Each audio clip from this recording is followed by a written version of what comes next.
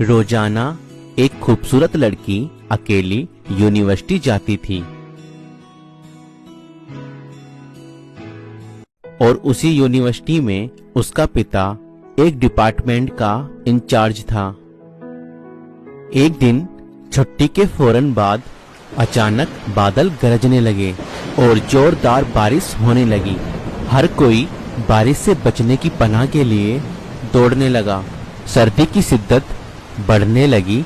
आसमान से गिरने वाले ओले लोगों के सर पे बरसने लगे। ये लड़की भी यूनिवर्सिटी से निकली और बारिश और सर्दी से बचने की पनाह के लिए दौड़ने लगी। उसका जिस्म सर्दी से कांप रहा था, लेकिन ये नहीं जानती थी कि उसे पनाह कहाँ मिलेगी। जब बारिश तेज हुई तो उसने एक दरवाजा खटखटाया। उस घर के अंदर से एक जवान लड़का बाहर आया और उसे अंदर ले गया और बारिश थमने तक उसे अपने घर में रहने की इजाजत दे दी। दोनों के बीच में जब बातें हुई तो पता चला कि लड़का भी उसी यूनिवर्सिटी में पढ़ता है जहां वह खुद पढ़ाई कर रही है और इस शहर में अकेला रहता है। एक कमरा, बरामदा, बाथरूम उसका कुल घर है। उस नौजवान लड़के ने उस लड़की को कमरे में आराम करने को कहा और उसके पास हीटर रख दिया और कहा जब कमरा गर्म हो जाएगा तो वह हीटर निकाल लेगा। थोड़ी देर लड़की बिस्तर पर बैठी कांपती रही। फिर अचानक उसे नींद आ गई तो यह बिस्तर पर गिर गई। जब वह लड़का हीटर लेने के लिए कमरे में दाखिल हुआ तो उसे ये बिस्तर पर सोई हुई लड़की जन्नत की हूरों की सरदार लगी। वह हीटर लेते ही फौरन कमरे से बाहर आ गया, लेकिन शैतान जो उसे गुमराह करने के मौके की तलाश में था उसे लालच देने लगा। उसके जहन में लड़की की तस्वीर खूबसूरत बनाकर दिखाने लगा।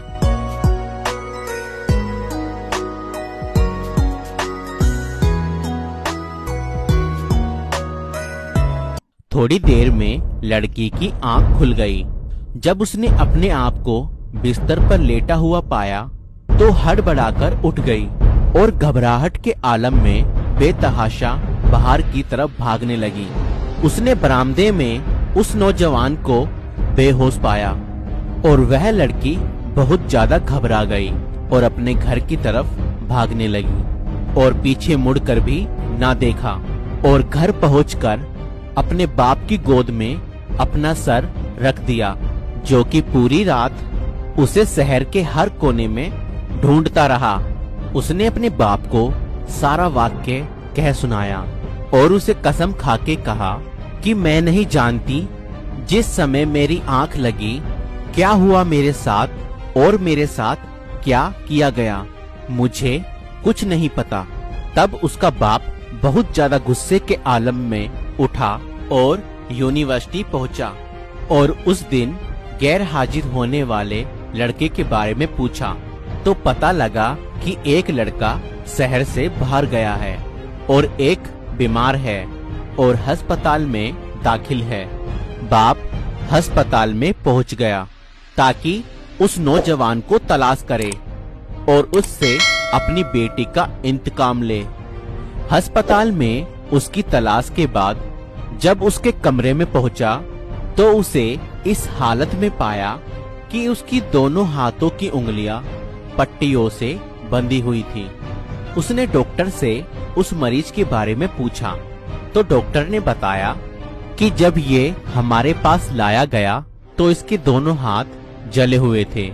तो उस लड़की के बाप ने नौजवान से कहा कि तुम्हें खुदा की कसम कि मुझे बताओ तुम्हें क्या हुआ है। बाप ने अपना परिचय नहीं दिया था। वो बोला कि एक लड़की बारिश से बचती हुई मेरे पास पनाह लेने के लिए आई। मैंने उसे अपने कमरे में पनाह तो दे दी, मगर शैतान मुझे उस लड़की के बारे में फिसलाने लगा तो मैं उसके कमरे में हीटर लेने के बहाने दाखिल हुआ तो वह सोई हुई लड़की मुझे जन्नत की हूर लगी। तब मैं फौरन बाहर निकल आया। लेकिन शैतान मुझे लगातार उस लड़की के बारे में फिसलाता रहा और गलत ख्यालात मेरे जहन में आते रहे। तो जब भी शैतान मुझे बुराई करने के लिए उकसाता, तब मैं अपनी उंगलियां आग में जलाता और नरक की आग और उसके दर्द को महसूस करूं, ताकि मैं बुराई ना करूं और अपने शरीर को बुराई से बचाए रखूं। और फिर मेरी सारी उंगलियां जल गई और मैं बेहोश हो गया। मुझे नहीं पता कि मैं अस्पताल कैसे पहुंचा। और यह बातें सुनकर बाप बहुत हैरान हुआ और फिर बुलंद आवाज से चिल्लाया, हे लोगों, यहाँ आओ। मैंने इस पाक और खुदा का भय मानने वाले लड़के से अपनी लड़की की शादी तय कर दी है।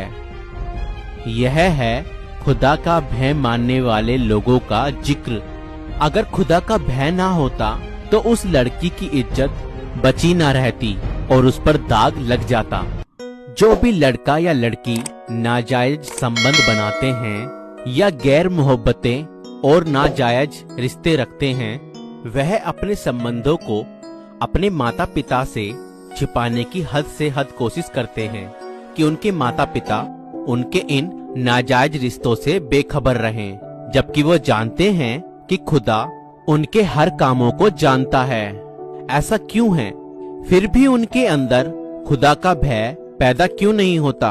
क्योंकि माता पिता ने बचपन से उनके दिल और दिमाग में खुदा के डर के बजाय अपना जाति खौफ, रोब और दबदबा और सजा का खौफ ही बैठाया है। अपने बच्चों के दिल में अपना नहीं, खुदा का भय डालें।